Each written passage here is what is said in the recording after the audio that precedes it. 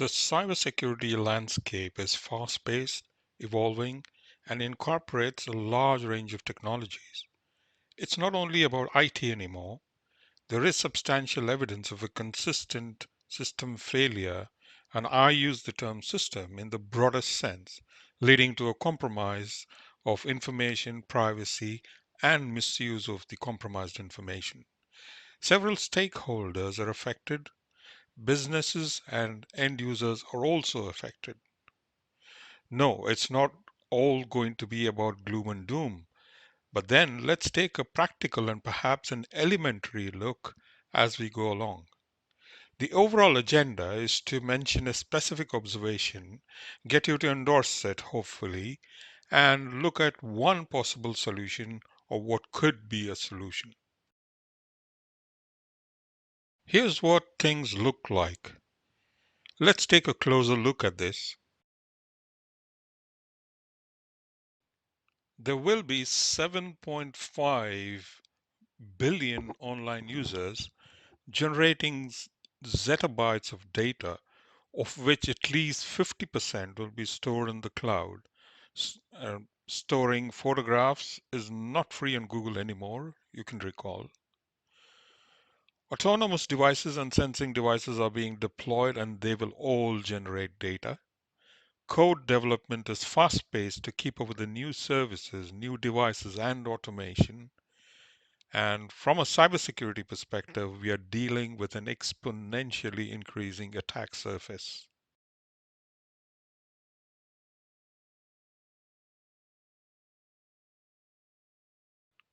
While the conventional technology based attacks continue, the method to madness exists. DDoS attacks are on the rise, but there are tools and means to detect and handle them. According to EdScan, the average time taken to remediate internet facing vulnerabilities was 60.3 days, a significant improvement over a MTTR of 84.5 days last year. On an average, application vulnerabilities are remediated more quickly than host or network weaknesses. Technology apart, the primary means of infiltration, both for reconnaissance and intelligence gathering, is through human interaction, physically or by playing on the mind. Once infiltrated, technology takes over and results in either stealing information or locking access to the information for a ransom, whichever gives higher returns at the lowest risk. Here is some information from the dark market giving the average prices for card information of individuals. Notice that the cards from EU are valued higher. With others, the higher the balance of the individual's account, the higher the cost of the information. This gives an idea of what's in it for them. Look at the rising ransomware payments, increasing year on year. Now, look at the attack vectors. The quarter three and quarter four rise in phishing are the COVID related scams primarily used to infiltrate organizations. Both Sodinokibi and Conti version 2 use email phishing as their attack paths. An interesting observation by Coware was that organizations of the size 25 to 50,000 people were successfully targeted for ransomware. The target industry sectors specifically for phishing are webmail, financial institutions, payment apps, and social media. This clearly underlines the human angle. There are not enough statistics, though, available for the values by industry, but the average cost per breach turns out to be about 3.8 million. So, you wouldn't but wonder, are we doing things right? Is there a problem in designing solutions? When do cybersecurity teams engage in new business initiatives? It seems like there is progress here. Greater than 60% seem to be doing things right, involving cybersecurity in the planning and design stages itself. So, what is really wrong? Talking of costs again, there are several surveys that provide numbers, and here's one. Notice the costs of phishing and ransomware. So it's not just about costs. The impact of these breaches causes extensive devaluation in the market value. Public companies lose market value, small and medium businesses lose operating costs and will need to make emergency investments. More importantly, look at the long tailed impact lasting a few years after the incident. Here's an example of four industry sectors and a few companies and their listed values market on the market before the breach and after the breach, and look at the numbers that talk about when their stock values or share values bottomed out, on what day and how long it took. The market values dipped and then recovered following a breach. Financial and payment industries seem to recover fast on the market compared to other sectors, with retail and hospitality taking the longest to recover, that is, 124. Let's again relook and rerun through the prominent trends in the cybersecurity landscape.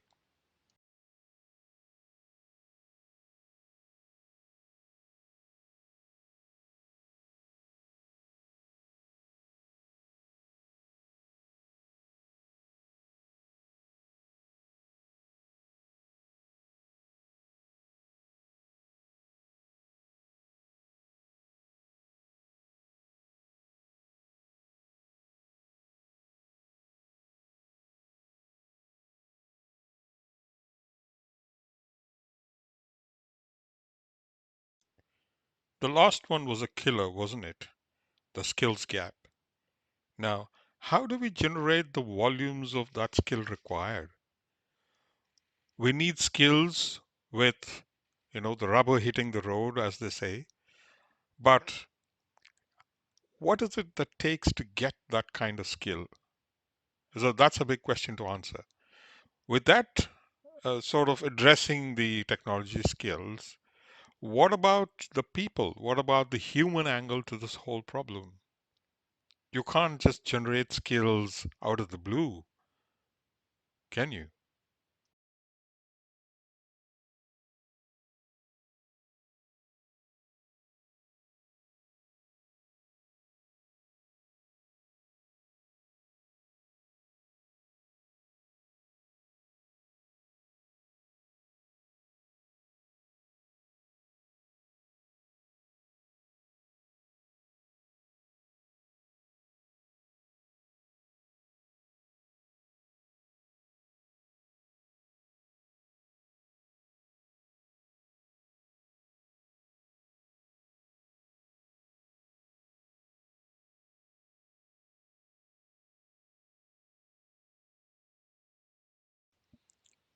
And what those skills gaps have to address is this: an incomplete array of possibilities where the adversary has a huge attack surface to choose from. And the particular concern is on the various endpoints, the IoT part, and the cloud related technologies.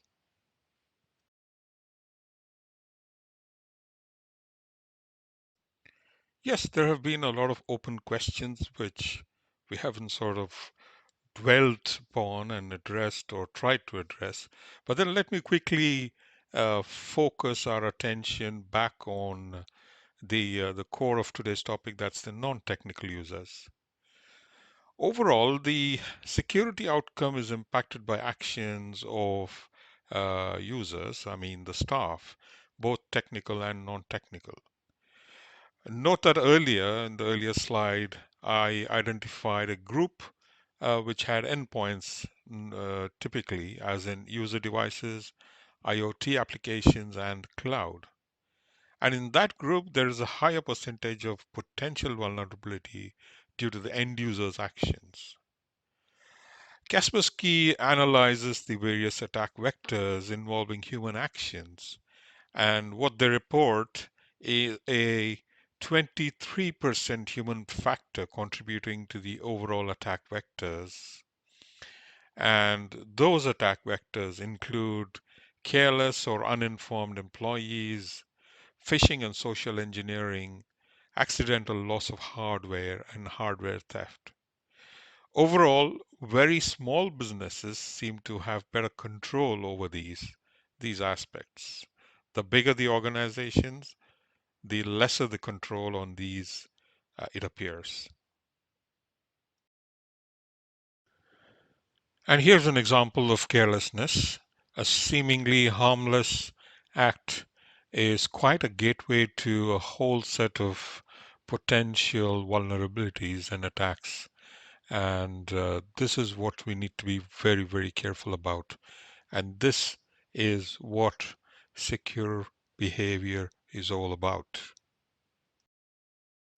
Looking at the trends projected for 2021 and beyond, like I already mentioned, include an expanding attack surface that is extending into remote working, IoT based automation, and supply chain.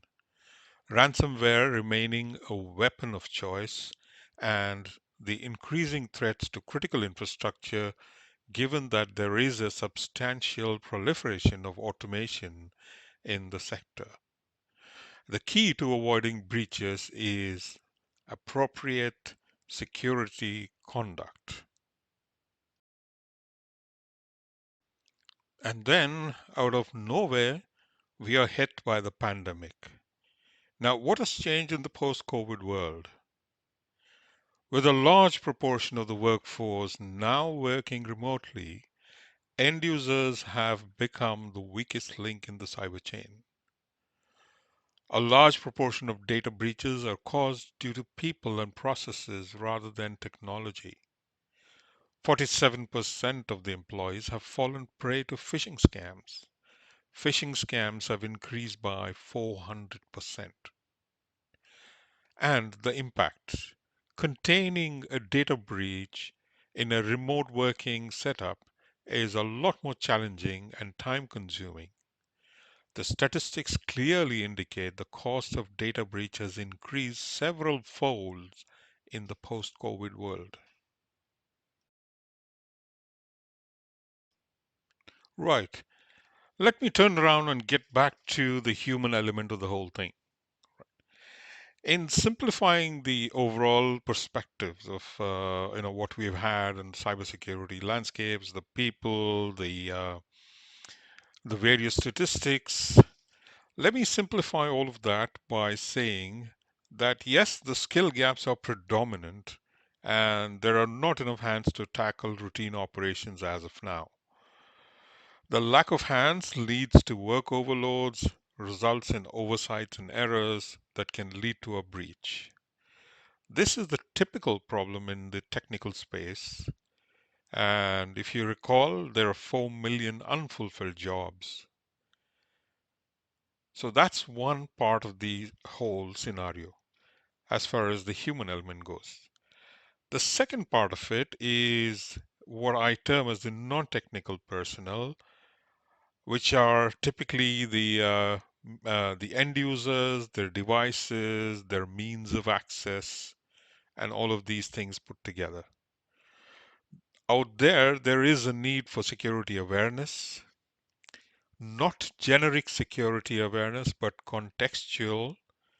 And when I mean contextual, I mean to the context of the service or application.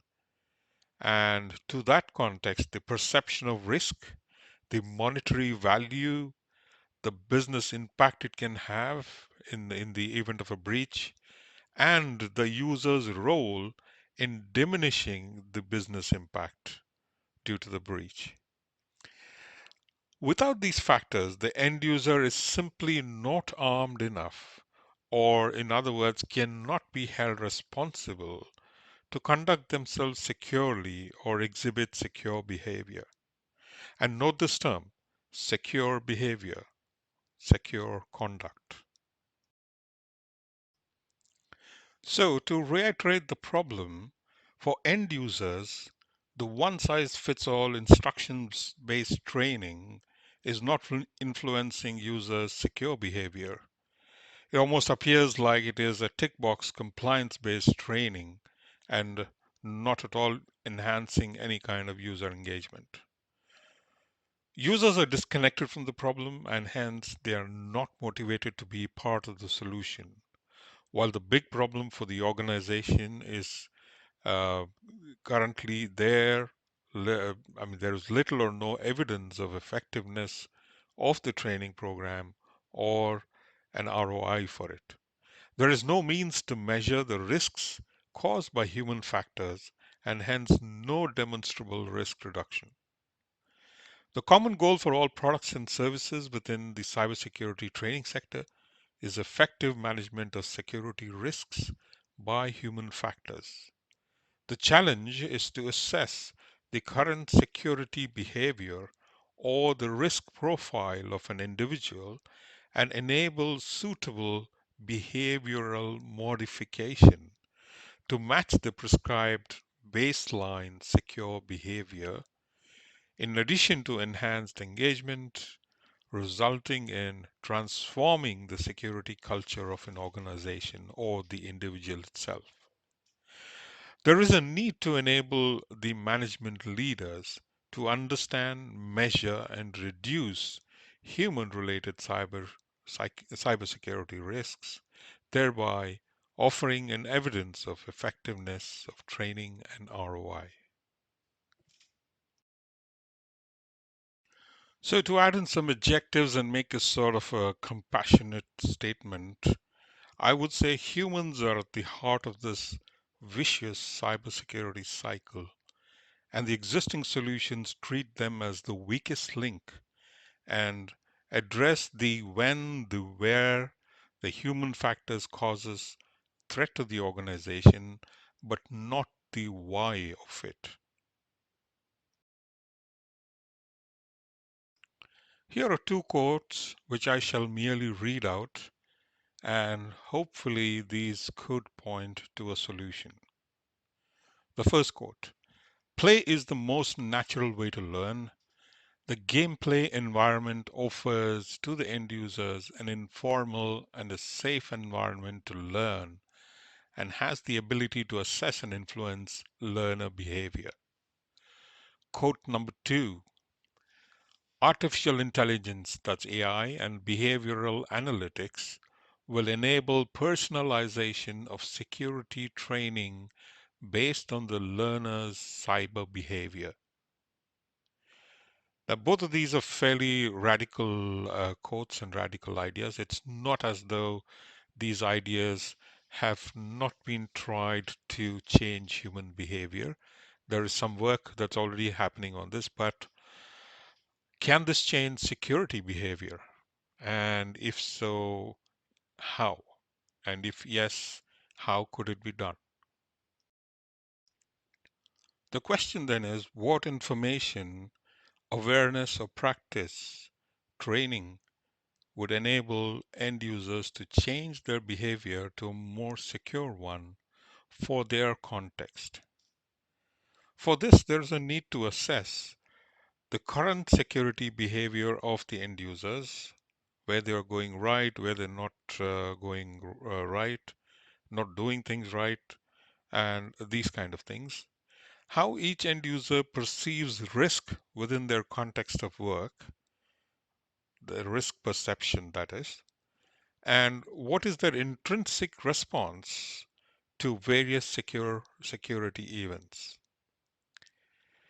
If we were able to estimate um, these specific metrics, it would enable us to understand and develop ways to improve decision making. Moving beyond a one size fits all approach to training, there would be a need for evidence based insights which will inform the decision making, especially at the higher management. Training could be ongoing and persistent, and perhaps even use psychometrics for contextual assessment. And to this effect, gamified approaches are being tested out. All too often, training and awareness is the only way that organizations have to help staff understand how to be secure and protect business assets.